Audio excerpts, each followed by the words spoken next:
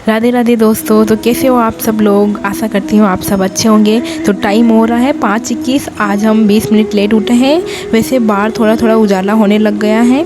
तो सबसे पहले हम अपने रूम को सही करते हैं, अपने बेड वगैरह को, क्योंकि जब डिसिप्लिन खुद से स्टार्ट होगा छोटी छोटी चीज़ों से, तभी पूरा दिन डिसिप्लिन रहेगा।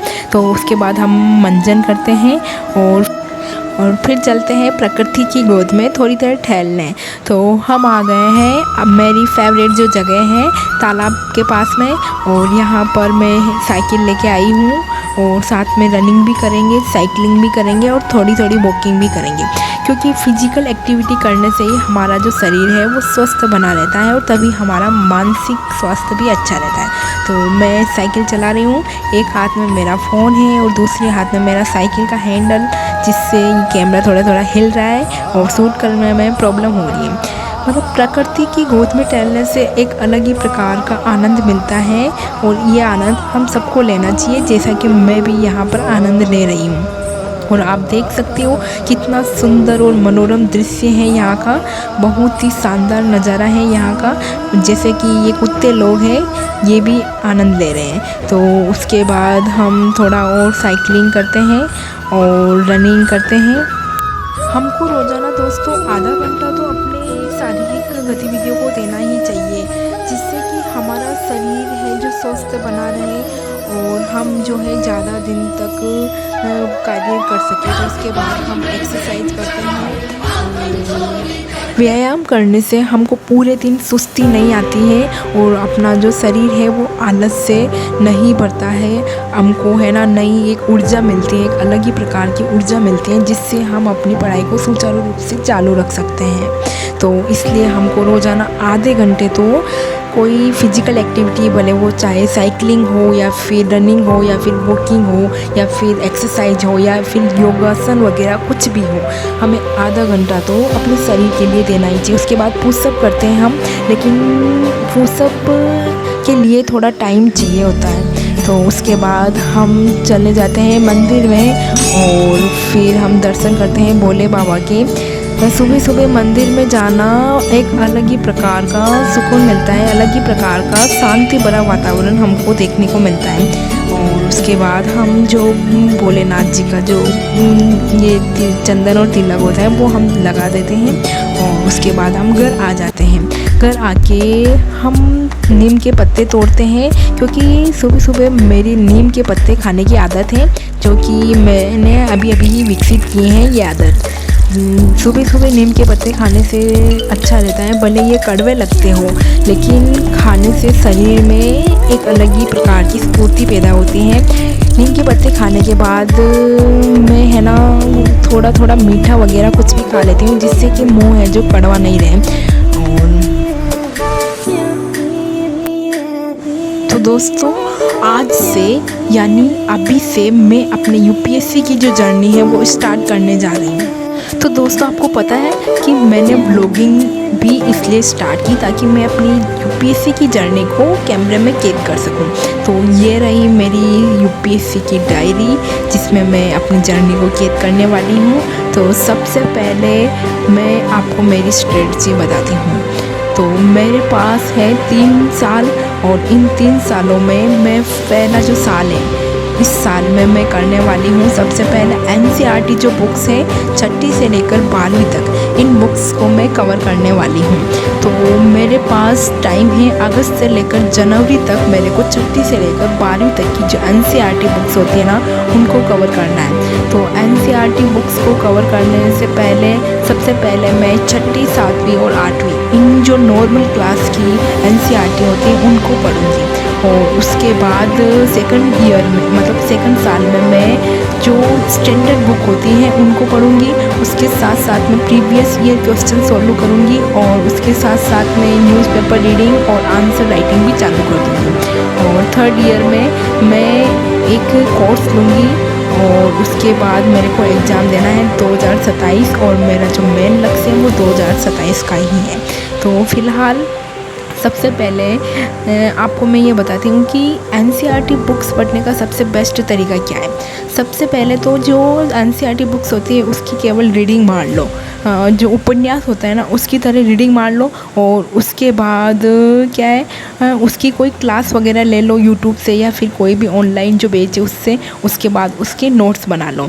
तो इसलिए हम सबसे पहले क्लास 6 की जो 4 बेसिक बुक है ना, ज्योग्राफी, हिस्ट्री, पॉलिटी और साइंस, इन चारों को कंप्लीट करने वाले हैं। तो मेरा टारगेट है कि 15 दिनों में 6ठी क्लास की जो एनसीईआरटी बुक्स है वो कंप्लीट कर लूँ। तो सबसे पहले आज 18 जुलाई से मैं ये चालू करने वाली हूँ। तो इसलिए मैंने जो आज के जो टारगेट हैं वो लिख लिए हैं कि 6ठी क्लास की हम पहले 2 बुक्स लेंगे, पॉलिटी और हिस्ट्री। इन दोनों बुक्स को कंप्लीट करने के बाद हम साइंस और ज्योग्राफी दोनों लेंगे और ऐसे 2-2 बुक्स करके हम 6ठी क्लास की एनसीईआरटी को कंप्लीट करेंगे।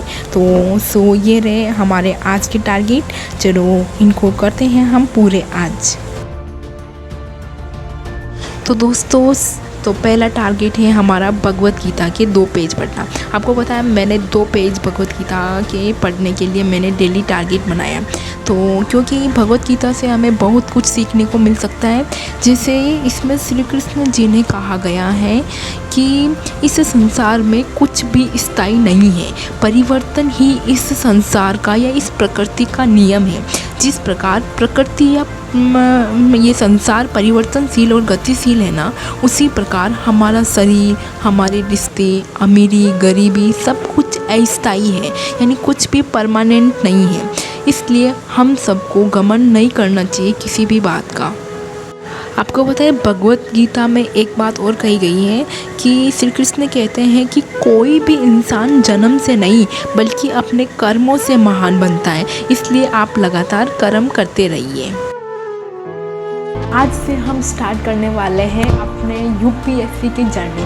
तो यूपीएससी की जर्नी स्टार्ट करने से पहले हमको है ना एनसीईआरटी का जो बेसिक है, यानी 6 से लेकर 12 तक की जो एनसीईआरटी है उसको कवर करना होगा। तो अभी हमारे वैसे बीए बीएड जो प्रोफेशनल जो डिग्री होती है उसका सेकंड ईयर चालू होने वाला है। अभी जस्ट 2-3 दिन पहले मेरे एग्ज़ाम ख़त्म हुए हैं। तो मैंने सोचा क्यों नहीं सेकंड ईयर से हम अपनी यूपीएससी की जर्नी स्टार्ट करें। और वैसे ये जो डिग्री है वो 4 साल की है, जिसमें बीए जो नॉर्मली 3 साल की होती है और बीएड जो अगर हम अलग से करें तो 2 साल की होती है। लेकिन मैंने क्या है कि दोनों को साथ में कर रही हूँ मैं, तो दोनों मिलाकर 4 साल की है। वैसे मेरी जो इच्छा थी वो केवल बीए करने की थी, लेकिन पापा का सपना था कि मैं टीचर बनूँ, तो उसके लिए उन्होंने मुझे बीएड करवाई।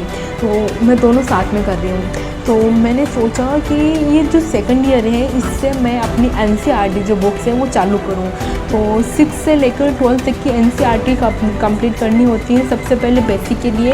तो मेरे पास ये जो पुरानी बुक्स है वो अपने गांव की स्कूल से लिए, तो इससे अपने को केवल पढ़ना है, काम चलाना ऐसा तो है नहीं कि नई बुक्स लाके पढ़ाई करें। तो अपनी पुरानी बुक्स अपने गांव से ले ली। और ये है 6ठी क्लास की एनसीईआरटी, ये है हमारा अतीत भाग फर्स्ट और 7वीं क्लास में चलती है भाग सेकंड। तो सबसे पहले हम है ना 2-2 सब्जेक्ट को कवर करेंगे। सबसे पहले 6ठी क्लास की एनसीईआरटी जो भाग फर्स्ट है हिस्ट्री वाली वो लेंगे, और इसके साथ में हम लेंगे 6ठी क्लास की जो पॉलिटी है सामाजिक एवं राजनीतिक जीवन फर्स्ट। तो इन दोनों को साथ में हम कवर करेंगे। एनसीईआरटी पढ़ने का सबसे बेस्ट तरीका होता है सबसे पहले इसको जो उपन्यास होता है ना उसकी तरह केवल रीडिंग मार लो इसकी। तो मैं भी ऐसा ही करने वाली हूँ। सबसे पहले इससे ये 6ठी क्लास की एनसीईआरटी इसकी रीडिंग मारने वाली हूँ सिंपली तरीके से, ज़्यादा प्रेशर नहीं लेना है। तो रीडिंग मारने के बाद मैं इसके नोट्स बनाऊँगी जो कि ट्रिकी नोट्स होंगे, बिल्कुल छोटे छोटे, ज़्यादा लेंथी नहीं बनाने, छोटे छोटे नोट्स बनाने। तो जो पहला चैप्टर है क्या, कब, कहाँ और कैसे, हिस्ट्री वाला, तो इसको, और पहला चैप्टर इसका है पॉलिटी वाला विविधता, जिसमें 6ठी क्लास की पॉलिटी है। तो इन दोनों का एक एक चैप्टर लेके मैं साथ में पढ़ूँगी और मेरा टारगेट है कि मैं 10 दिनों में इन दोनों को ख़त्म कर लूँ और उसके बाद मैं नोट्स बनाऊँ। 4-5 दिन में नोट्स बन जाएंगे दोनों के।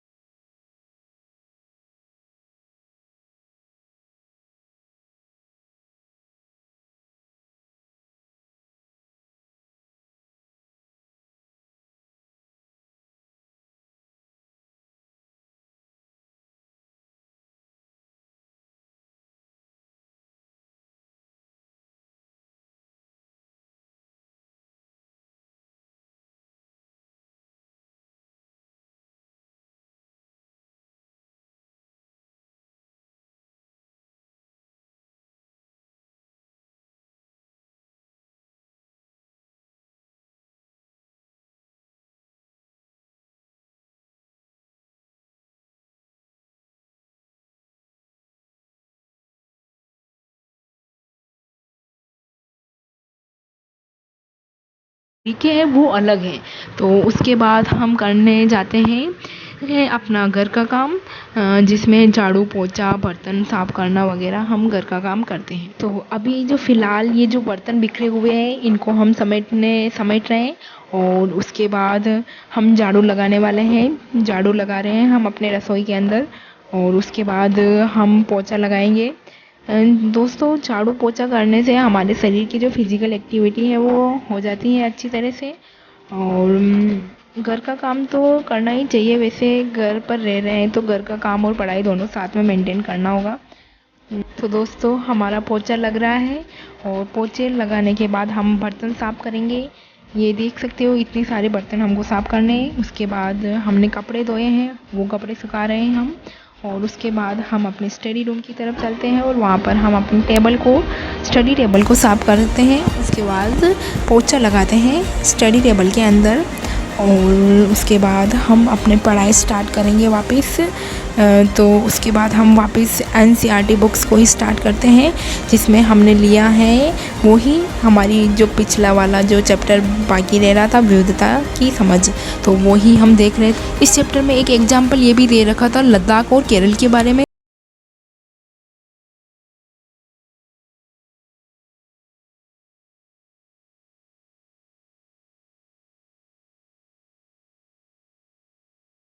बाद हम जाते हैं नहाने के लिए। तो हम नहा चुके हैं, और नहाने के बाद पढ़ाई करने का जो मज़ा होता है वो एक अलग ही तरह का मज़ा होता है। तो हमने भी वो मज़ा उठाया है। तो हम वही पढ़ रहे थे लद्दाख और केरल में विविधताओं के बारे में। और फिर हमने हिस्ट्री चालू की।